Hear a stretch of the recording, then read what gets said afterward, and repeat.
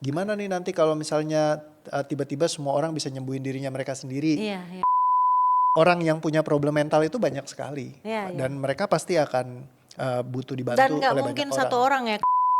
Gue lupa coach kalau gue pernah Kayak dilecehkan, gue heeh. udah nggak inget lagi.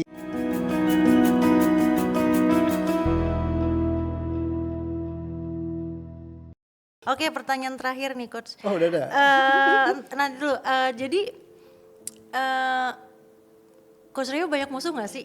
Dari motivator atau psikolog, psikiater, atau lebih banyak musuhnya atau banyak pendukungnya nih coach? Aku pengen tahu. Soalnya kan ini kayak menyembuhkan psikologis ya? Apa namanya? Eh, ya, beban Mental, fisiologisnya. beban fisiologis seseorang gitu Ya, kan? Lebih banyak musuhnya atau pendukungnya nih? Aku pengen tahu. beruntungnya sih karena banyak dari mereka yang punya tujuan yang sama ya. Jadi kalau kembali lagi tergantung pure heart-nya atau enggak. Ya. Jadi kalau misalkan mereka yang merasa kayak kadang-kadang ada yang merasa terancam. Aku pernah ketemu yang kayak gitu. Yang karena ketika ada Coach Rio nih, kok bisa tiba-tiba ngubahin orang sebentar gitu. Iya. Terus kayak gimana nih nanti kalau misalnya tiba-tiba semua orang bisa nyembuhin dirinya mereka sendiri Iya, iya, gitu. iya. Jadi ada yang insecure kayak gitu. Emang ibaratnya di dalam hatinya itu nggak yang pure buat emang pengen nolong orang. Nah itu ya repot. Nah tapi aku ketemu Yes. juga yang memang mereka dari hati tuh pengen memang nolong, pengen bantu. Dan mereka pengen justru antusias, pengen tahu dan pengen belajar. Nah jadi ada dua sisi nih, ibaratnya orang ada yang datang memang dari lack atau dia beban kekurangan sehingga jadi ketakutan. Ada yang memang mereka abundance, memang mereka pengen bantu orang, punya satu misi visi yang sama. Malah buat mereka itu ketemu aku tuh very exciting karena kita jadi bisa discuss, bisa ngobrol, bisa ngelihat sesuatu yang benar-benar baru yang mereka mungkin out of this world yang mereka nggak pernah lihat sebelumnya gitu ya. Nah jadi dari dua sisi ada plus minusnya. Tapi untung aku lumayan ketemunya yang baik-baik, ya yang mereka memang positif, yang suportif, yang ngedukung gitu. Walaupun ada juga yang ketakutan, tapi kalau buat aku sebenarnya nggak ada yang perlu takut. Dulu aku pertama takut ditiru misalnya. Sampai aku ketemu Bro Dion ya. Dia kan psychology di Monash University juga. Uh, ownernya bakso rusuk Samanhudi. Dia bilang, "Bro, bakso gue berapa kali dicolong orang resepnya. Orang gue dibajak, terus besok bikin bakso lain. Tapi ya bakso gue tetap jalan-jalan aja," kata dia. Rezeki orang masing-masing ya Iya, coach. jadi akhirnya aku pikir iya, soalnya orang yang punya problem mental itu banyak sekali. Iya, iya. Dan mereka pasti akan butuh Dan dibantu nggak oleh banyak mungkin orang. satu orang ya Iya, kan nggak mungkin coach. cuman Pasti aku coach doang. Rio udah ini aja, aku waktu itu daftar 2 bulan loh waiting list, 2 bulan lebih. Gila sih. Iya, iya. Jadi memang pasti nggak bisa aku pegang Iya semua. iya iya. Jadi aku memang akan bantu lebih banyak orang buat ngerti sistem ini kayak Iya gitu. iya. Jadi memang aku balik lagi karena cita-citaku pengen ya bikin dunia lebih baik kayak gitu kan. Nah kalau mereka yang punya cita-cita yang sama, pasti flow-nya akan bisa sense energinya. Dan kalau orang yang lack itu pasti beda. Kalau misalkan kamu pernah ketemu orang yang strukturnya lack itu kayak orang yang selalu merasa kekurangan, yang nyerang-nyerang orang gitu atau Iya. ngebajak orang lain punya misalnya kayak gitu. Tapi kalau misalkan mereka dari structure abundance, mereka kan bisa mengakui memang ini mungkin ciptaannya orang lain. Ya kayak aku juga berusaha untuk kayak ya aku jelasin ini structure DOI ya bukannya ibaratnya aku dapetin ini sendiri tiba-tiba dapet ilham dari Tuhan gitu, enggak juga. Karena aku juga nemukan kan dari structure yang orang lain punya, cuma karena banyak ibaratnya kayak belajar kali-kalian tambah-tambahan kurang-kurang bagi-bagian, terus kamu bikin satu rumus rangkaian yang baru. Oh nih loh cara ngeberesin ini tuh begini kayak gitu. Jadi ya kontribusinya ya dari mereka semua itu yang bisa bikin jadi seperti sekarang ini. Nah dari situ ya balik lagi apa yang aku dapatkan aku pengen give back juga, makanya itu yang aku selalu kayak usahakan buat seperti itu. Jadi aku bersyukur sih ketemu banyak yang baik, walaupun mungkin ada juga yang memandang dari sisi yang negatif, tapi aku yakin kayak orang fitness aja sampai sekarang banyak PT di mana-mana, dan kamu sekali belajar fitness kamu bisa fitness sendiri di rumah. Ya kan, makanya aku ngajarin ke semua peserta workshop, lu bisa belajar, lu bisa beres gitu, lu bisa beresin sendiri.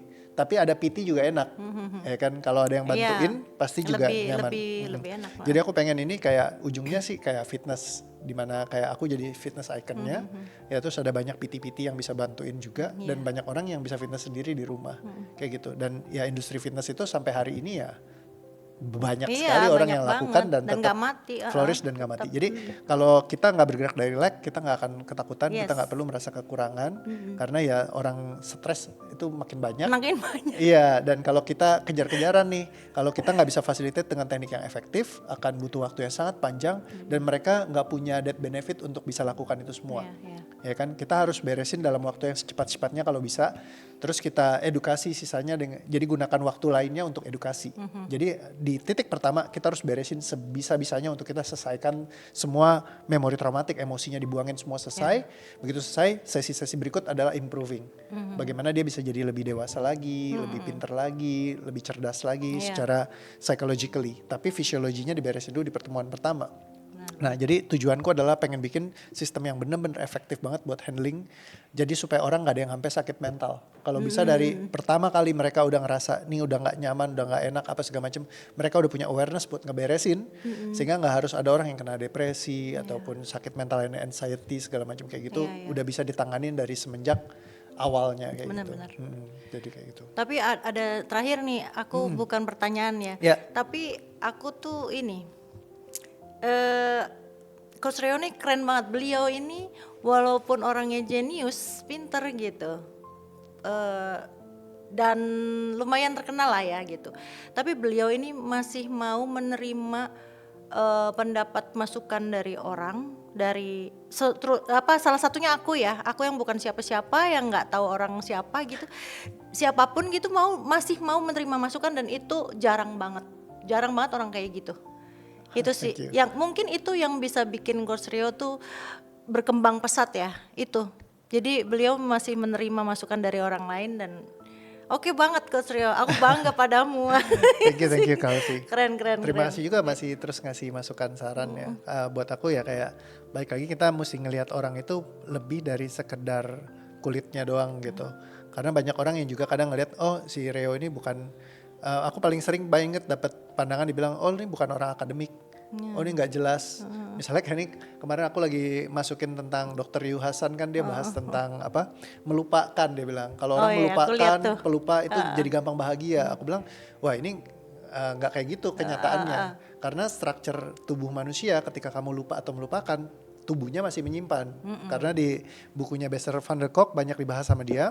Ya Bessel bilang bahwa ya the body keeps the score, tubuh kita tuh masih ngingat. Dan kalau kita lihat di podcast Into the Light, kita masih ngeliat berapa banyak orang yang merasa udah lupa. Kayak tadi kamu. Kayak aku, iya kayak kan? aku bener-bener. Gue lupa coach kalau gue pernah dilecehkan, gue udah nggak inget lagi dan gue emang sengaja nggak mau inget. Jadi Mengubur dalam-dalam. betul, lupa dan melupakan. Tapi tubuh kita tuh masih ingat. Ingat ternyata. Jadi kayak gitu, tubuh kita yang mengingat karena badinya yang keeps the score gitu. Nah penelitiannya ada sangat banyak dan itu literatur ilmiah sangat banyak. Nah ketika Dr. Yu mungkin menyampaikan seperti itu tentang lupa dan melupakan, ya aku bantu untuk ngejelasin bahwa itu justru bisa menimbun. Nah terus habis itu ya begitu orang langsung masuk bilangnya, oh ini nggak ada apa, bukan orang ilmiah, neurosurgeon bukan apa segala macam, bukan dokter, gue lebih percaya dokter. Ya terserah lu lah gitu. Karena balik lagi seorang dokter ibaratnya kalau emosi sama, jadi neurosurgeon itu menurut aku sesuatu yang dua hal yang berbeda. Misal contoh ya, kalau dia itu kan memang spesialisnya untuk mengoperasi bedah.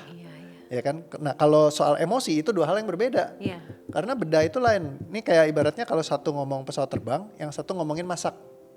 Jadi kalau misalkan Chef Juna jagonya masak, ya kalau ngomongin pesawat terbang mungkin sama Pak B.J. Habibie.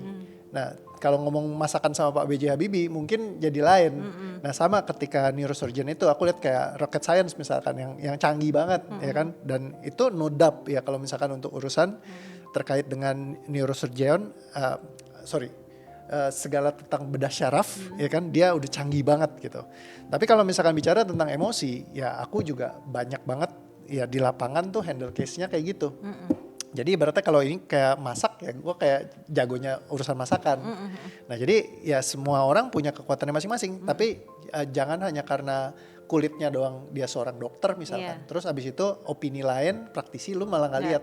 Padahal misalkan sering kayak gitu. Iya pemahamannya itu lebih mendalam misalnya di bagian itu. Karena bidangnya memang ya aku kerjain itu. Ibarat kalau mau manuver naik beca, tanyanya ke tukang beca. Yes. Walaupun tukang becak misalkan nggak lulus kuliah buat otomotif Iya, misalnya, tapi dia lebih jago gitu, lebih karena ya jago. memang tiap hari megang becanya Iya, gitu, benar, urusan banyak beca dia prakteknya, ngerti yes. gitu. Ya tapi kalau misalkan yang hanya karena oh dia nggak lulus sekolah otomotif, ya lu adu aja nikungnya sama beloknya jagoan mana gitu. Iya benar-benar Ya kayak gitu. setuju, Jadi kita setuju. perlu bisa ngelihat apakah saran atau masukan yang diberikan itu benar relevan atau enggak, bisa bantu kamu atau enggak. Jadi menurutku ya it's okay mau dari seorang Aussie, dari siapapun, kalau misalkan memang itu bisa improve kamu jadi lebih baik. Oke sih, humble banget sih coach, tetap humble ya. Enggak Dan humble sih, sebenarnya sambel semua saya. pedes dong. Sebenarnya memang Iya. masukan dari siapapun itu ya coach ya, yang sebenarnya sih coach Rio tuh karena humble sih kayak yang aku bilang. Ya enggak juga lah, karena relevan atau tidak. Kalau ke Aussie kan aku lihat oh memang dia ngerti. Nah balik lagi masukan dari semua orang juga belum tentu bermanfaat. Iya. Karena balik lagi yang Pak Jamil Azaini bilang 1000 saran dari orang biasa itu nggak ada gunanya dibandingkan 1 saran dari seorang ahli. Nah kalau aku ngelihat kamu nih cukup ahli dibanding itu, kamu cukup ngerti lah gitu. Jadi makanya begitu saran-saran kamu, oh ya masuk akal nih Soalnya kalau aku bisa dilakukan. anak Gen Z. Iya.